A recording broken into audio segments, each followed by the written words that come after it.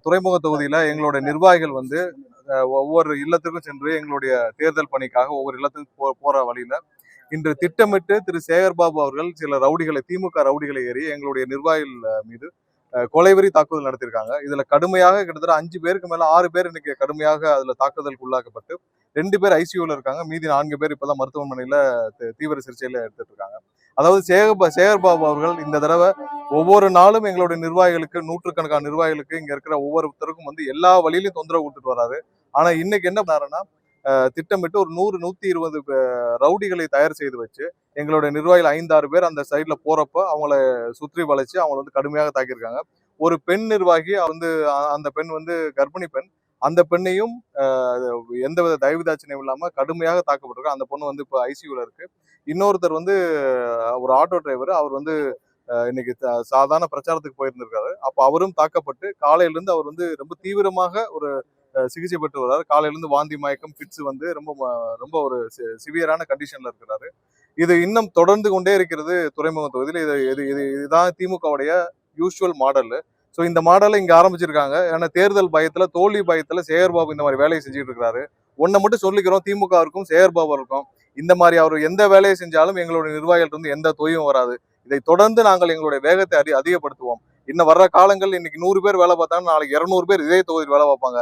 இந்த தடவை சேகர்பாபு துறைமுக தொகுதியில தோல்வி அடைவதை உறுதியாக சொல்லிக்கிறோம். கண்டிப்பாக சேகர்பாபு இந்த தொகுதியில தோற்கும் வரை எங்களுடைய நிர்வாகிகள் எந்தவித தொய்யும் எல்லாம் வேலை பார்ப்பாங்க. அவங்கள மாதிரி இங்க காசு வாங்கிட்டு ரவுடி எடுக்கிற கூட்டம் இல்ல.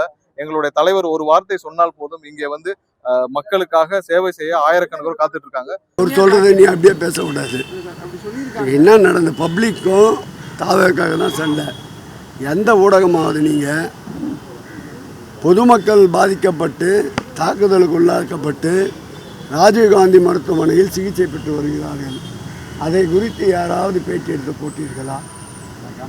வெறும் அவர்கள் சொன்னதையே பதிவு செய்கிறீர்கள். உண்மை நிலையை களத்திற்கு சென்று விசாரியுங்கள். அதே போன்று பாதிக்கப்பட்டு ராஜீவ்காந்தி மருத்துவமனையில் அனுமதிக்கப்பட்டிருப்பவர்கள் யார் என்பதை விசாரியுங்கள். முழுக்க முழுக்க பொதுமக்கள். இது பொதுமக்களுக்கும் அந்த இயக்கத்தை சார்ந்த அந்த கட்சியை சார்ந்தவர்களுக்கும் இடையே ஏற்பட்ட மோதல்.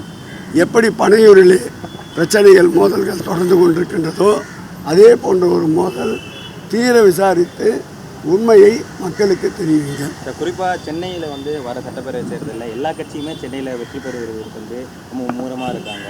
சென்னையில் திமுகவின் இருவர்ண கொடி தான் பட்டொலி வீசி பறக்கும். கிழக்கு சூரியன் உதிக்கின்ற இடம். ஆகவே சூரியனை சின்னமாக கொண்டிருக்கின்ற இந்த இயக்கம்தான் சுடரொளி வீசி பறக்கும். செயின்ட் ஜார்ஜ் கோட்டை என்னாலும் எங்கள் முதல்வர் வசம். அதில் எந்த சக்தியாலும் தடுக்க முடியாது. 22 தொகுதிகளிலும் மாண்புமிகு முதலமைச்சர் அவர்களுடைய வெற்றி கொடிதான் பறக்கும். ஏங்க அப்பாவே ஒழுங்காக வச்சுக்க தெரியல, அவர் ஒரு கட்சி வேறு வச்சிட்ருக்காரு. அதுக்கு வேறு கேள்வி கேட்டுனா அதுக்கு வேறு பதில் சொல்லின்னு இருக்கணும். கதறாருங்க அவர். பாவமாக இருந்துக்கு அவரை பார்த்தா. கருத்து கேட்புங்கிற இதில் மக்கள் மீது தாவேக்கனார் தாக்குறாங்கிறத எடுத்துக்கலாமா? இல்லை, நீங்கள் போய் உண்மையை விசாரிங்கன்ற.